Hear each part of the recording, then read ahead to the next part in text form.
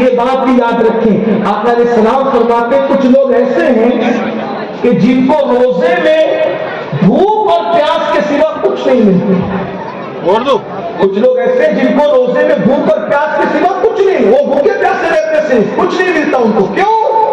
آقا علیہ السلام ارشاد فرماتے کہ روزہ ڈھال ہے، ڈھال، اور اس ڈھال میں سوراخ کرنے والی، ڈیمیج کرنے والی جو چیز ہے وہ جھوٹ ہے، جھوٹ. یعنی جب روزہ رکھو جھوٹ سے بچو، روزہ رکھو غیبت سے بچو، روزہ رکھو چغلی سے بچو، روزہ رکھو بدنگاہی سے بچو، روزہ رکھو جھگڑے فساد سے بچو.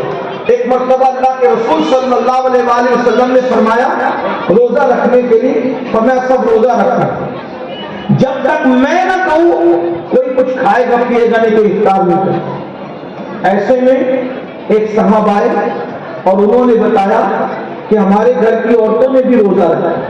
اللہ کے رسول علیہ السلام نے ان کو طلب کیا، اور طلب کرنے کے بعد میرے آقا نے ان سے فرمایا الٹی کر دو. اگر مائیں اور بہنیں بھی سن رہی ہے تو ان کی بھی توجہ چل، اور آپ کی. دیکھو دن بھر بھوکے رہتے ہو، پیاسے رہتے ہو، بظاہر اتنی چھوٹی غلطی ہے لیکن یہ کتنا بڑا وبال ہے. لوگ تو اس کو چھوٹی سمجھتے، چھوٹی ہے نہیں. غیبت تو زنا سے بھی بڑھ کر ہے، زنا سے بری چیز ہے غیبت. تو وہ دو عورتوں سے اللہ کے رسول نے الٹی کرو، انہوں نے الٹی کی تو اس میں گوشت نکلا. حالانکہ انہوں نے گوشت کھایا نہیں تھا، انہوں نے گوشت نہیں کھایا تھا، لیکن الٹی کرنے پہ گوشت نکلا.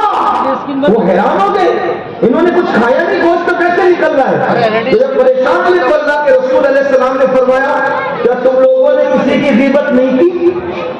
یہ غیبت کا اثر ہے، کیونکہ جو غیبت کرتا ہے وہ اپنے مرے ہوئے بھائی کا گوشت کھانے کے مترادف ہے، اپنے مردہ بھائی کا گوشت کھانے کے مترادف ہے. غیبت کرنے والا، اللہ اکبر، غیبت کرنے والا اپنے مرے ہوئے بھائی کا گویا کہ گوشت کھاتا ہے. لوگ کہتے ہیں حضرت ہم تو انڈے سے بچتے ہیں، مچھلی سے بچتے ہیں، گوشت سے بچتے ہیں. ہم نے کہا کیوں؟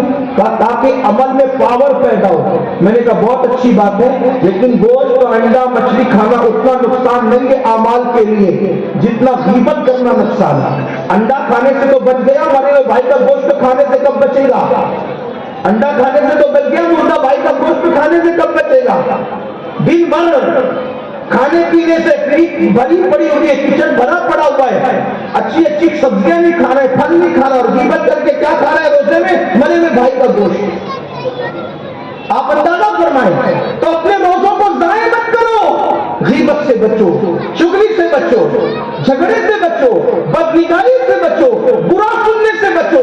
اس لیے کہ روزہ صرف پیٹ کا نہیں ہوتا، روزہ زبان کا بھی ہوتا ہے، روزہ آنکھ کا بھی ہوتا ہے، روزہ کان کا بھی ہوتا ہے. اور کیا کان کا روزہ یہ کہ کوئی برائی نہ سنو، آنکھ کا روزہ یہ کہ کوئی برائی نہ دیکھو، زبان کا روزہ یہ کہ زبان سے کوئی برے جملے نہ کہو. اچھا کچھ لوگ اتنے پارسا ہے بیچارے کہ ساری غیبت کرنے کے بعد کیا کہتے پتہ ہے؟ استغفر اللہ، توبہ توبہ. میں غیبت کی نیت سے نہیں کہہ رہا ہوں، میں تو صرف بتانے کے لیے کہہ رہا ہوں. واہ، آپ کے نام بدلنے سے بات بدل جائے گی. ارے غیبت تو وہی ہے جس کو اللہ کے رسول علیہ السلام نے غیبت فرما دیا. اب لوگ کیا کہتے ہیں؟ ارے بھائی اس میں وہ عیب ہے تو ہم بیان کر رہے ہیں نا، یہ کوئی غیبت تھوڑی ہے. حضور علیہ السلام کو مارے عیب ہے وہ بیان کرنا ہی تو غیبت ہے. اگر وہ عیب نہ ہو اور تم بیان کرو تو پھر غیبت نہیں بلکہ تہمت ہے. کسی مومن کے پیٹ پیچھے اس کی ایسی بات بیان کرنا کہ اگر وہ موجود رہے تو اس کے دل کو تکلیف پہنچے.